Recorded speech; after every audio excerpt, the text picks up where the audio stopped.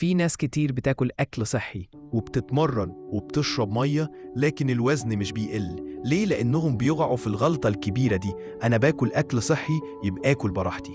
وده غلط تماماً. حتى الأكل الصحي فيه سعرات. زيت الزيتون، الفواكه، زبدة الفول السوداني، الشوفان، كل ده لو زاد عن احتياج جسمك هيخزن دهون. الحل: راقب كميات أكلك، استخدم ميزان أو اتعلم بعينك، وافتكر دايماً التحكم في الكمية هو سر النجاح في أي دايت. لو عايز نصائح أكتر تابع فيتزون.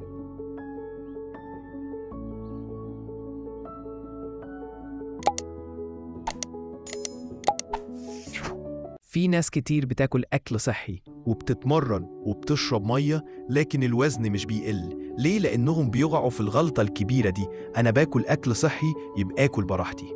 وده غلط تماماً. حتى الأكل الصحي فيه سعرات. زيت الزيتون، الفواكه، زبدة الفول السوداني، الشوفان، كل ده لو زاد عن احتياج جسمك هيخزن دهون. الحل: راقب كميات أكلك، استخدم ميزان أو اتعلم بعينك، وافتكر دايماً التحكم في الكمية هو سر النجاح في أي دايت.